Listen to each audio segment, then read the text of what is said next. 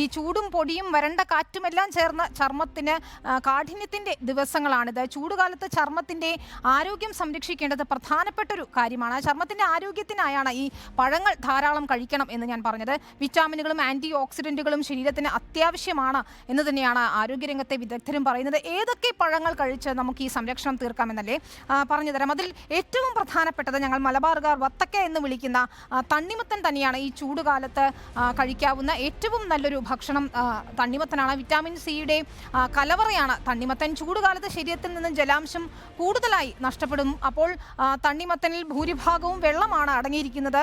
Vitamin C ധാരാളം കഴിക്കുന്നത് കൊണ്ട് തന്നെ ശരീരത്തിലെ ജലാംശം നിലനിർത്തുന്നതിനൊപ്പം ചർമ്മത്തിൻ്റെ ആരോഗ്യ സംരക്ഷണത്തിനും തണ്ണിമത്തൻ ഒരു വലിയ സംരക്ഷണം നമുക്ക് നൽകുമെന്ന കാര്യത്തിൽ യാതൊരു തർക്കവുമില്ല. തണ്ണിമത്തൻ കഴിഞ്ഞാൽ പിന്നെ നമ്മൾ കഴിക്കാവുന്ന ഏറ്റവും പ്രധാനപ്പെട്ട ഒരു പഴം എന്ന് പറയുന്നത് പപ്പായയാണ്. പപ്പായയിലാണെങ്കിൽ വിറ്റാമിൻ എയും സിയും ഇയും എല്ലാം അടങ്ങിയിട്ടുണ്ട് പപ്പായയിൽ. അതുകൊണ്ട് പപ്പായ കഴിക്കുന്നത് ചർമ്മത്തിൻ്റെ ആരോഗ്യത്തിന് ഏറെ ഗുണമുള്ള ഒന്ന് തന്നെയാണ്.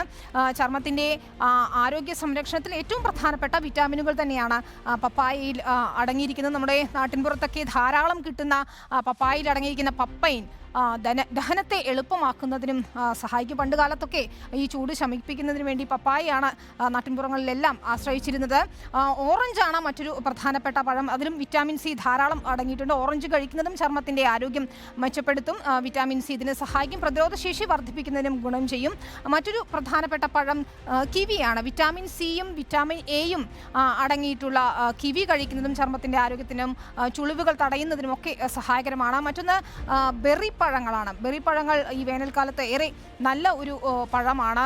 ബ്ലാക്ക് ബെറി, റോസ്ബെറി തുടങ്ങിയവയിൽ അടങ്ങിയിരിക്കുന്ന വിറ്റാമിൻ സിയും ആൻറ്റി ഓക്സിഡൻറ്റുകളും ചർമ്മത്തിൻ്റെ ആരോഗ്യം നല്ലതാക്കും എന്നതാണ്. ഒപ്പം ഈ ഓറഞ്ചിനൊപ്പം തന്നെ ബെറിയും ഏറെ ഗുണകരം തന്നെയാണ്.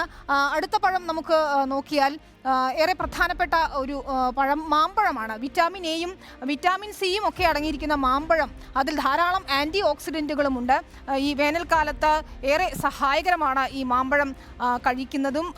നമ്മുടെ ചർമ്മം തിളങ്ങുന്നതിന് മാമ്പഴം സഹായിക്കും. മാതളമാണ് മറ്റൊന്ന്. ധാരാളം ആൻറ്റി ഓക്സിഡൻറ്റുകൾ അടങ്ങിയിട്ടുള്ള മാമ്പഴം ചർമ്മത്തിൻ്റെ ആരോഗ്യത്തിന് ഏറെ ഗുണം ചെയ്യും. പൈനാപ്പിളാണ് മറ്റൊന്ന്.